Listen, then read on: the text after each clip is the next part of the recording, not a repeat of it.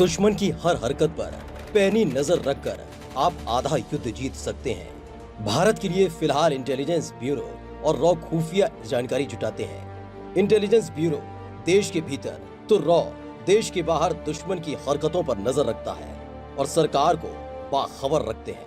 लेकिन दोस्तों, भारत की एक और एजेंसी है जो सबसे क्रिटिकल और टेक्निकल मामले हैंडल करती है और इसका नाम है NTRO यानी नेशनल टेक्निकल रिसर्च ऑर्गेनाइजेशन, जिसकी कमान अब सर्जिकल स्ट्राइक के हीरो कहे जाने वाले अनिल धस्माना को दी गई है। क्या है NTRO? दोस्तों, NTRO एक खुफिया एजेंसी है जिसका गठन 1999 के कारगिल युद्ध के बाद किया गया था। ये तकनीक का इस्तेमाल कर खुफिया जानकारी जुटाती है और सेना और सरकार को उपलब्ध करवाती है। NTRO को आप भारत की तीसरी आंख भी कह सकते हैं। इस एजेंसी की कमान फिलहाल जिस अनिल धस्माना को दी गई है, वो लंबे वक्त तक रॉ के लिए काम कर चुके हैं और उनको पाकिस्तान के मामलों का एक्सपर्ट कहा जाता है। ऐसे में NTRO की कमान संभालना एक बड़ा संकेत है, क्योंकि NTRO ही वो संगठन है जिसने बताया था कि बालाकोट स्ट्राइक के बाद वहां कितने आतंकी 72 हुरों के पास पहुंच गए हैं। NTRO का भी काम खुफिया जानकारी जुटाना ही है, लेकिन ये रॉ या इंटेलिजेंस ब्यूरो से थोड़ा अलग है। क्यों बनाया गया था NTRO? भारत में रॉ और IB लंबे वक्त से खुफिया एजेंसी के तौर पर काम करते रहे हैं, लेकिन जब साल 1999 में कारगिल युद्ध हुआ तो इसमें खुफिया एजेंसियों की नाकामयाबी मानी गई, क्योंकि पाकिस्तानी सैनिकों ने सीमा के अंदर तक अपने बंकर बना लिए थे। इसके बाद सुब्रमण्यम कमेटी बनाई गई, जिसमें लेफ्टिनेंट जनरल के हजारी, BG वर्गीस और सतीश चंद्रा जैसे लोग शामिल थे। इस कमेटी की रिपोर्ट में क्लियर बताया गया कि यह युद्ध खुफिया एजेंसियों की विफलता की वजह से लड़ना पड़ा। उस वक्त देश के पूर्व राष्ट्रपति डॉक्टर APJ अब्दुल कलाम रक्षा सलाहकार हुआ करते थे। उन्होंने NTFO यानी नेशनल टेक्निकल फैसिलिटीज ऑर्गेनाइजेशन का खाका तैयार किया। बाद में साल 2004 में इसी संगठन का नाम NTRO कर दिया गया। दरअसल केंद्र सरकार ने आंतरिक सुरक्षा को लेकर एक कमेटी बनाई थी, जिसके अध्यक्ष उस वक्त के उप प्रधानमंत्री लाल कृष्ण आडवाणी थे। इसके बाद ही NTFO का गठन हुआ था।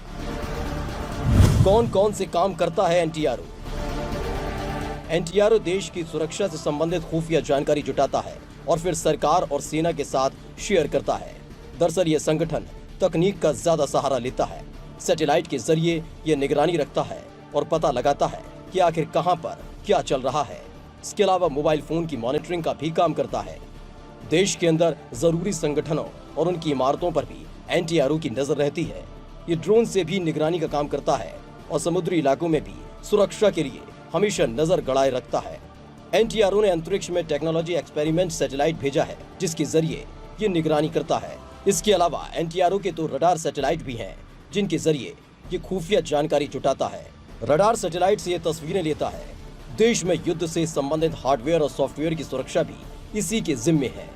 ये निगरानी करने के बाद डेटा इकट्ठा करता है और फिर इसके एनालिसिस में लग जाता है। NTRO प्रधानमंत्री कार्यालय और राष्ट्रीय सुरक्षा सलाहकार के अंडर काम करता है। बालाकोट स्ट्राइक के समय NTRO ने खुफिया जानकारियों और सैटेलाइट से ली गई तस्वीरों के जरिए 300 से ज्यादा आतंकियों के मारे जाने का दावा किया था। रॉ और इंटेलिजेंस ब्यूरो से कैसे अलग है NTRO? भारत में फिलहाल रॉ, इंटेलिजेंस ब्यूरो और NTRO ये तीनों ही एजेंसियां देश की सुरक्षा के लिए काम करती हैं। इंटेलिजेंस ब्यूरो सबसे पुरानी खुफिया एजेंसी है, जिसका गठन अंग्रेजों के वक्त में ही हुआ था।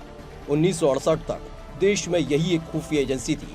साल 1962 के भारत चीन युद्ध और फिर साल 1965 के भारत पाकिस्तान युद्ध में इस एजेंसी की कई खामियां सामने आई, लिहाजा बाद में रॉ का गठन हुआ।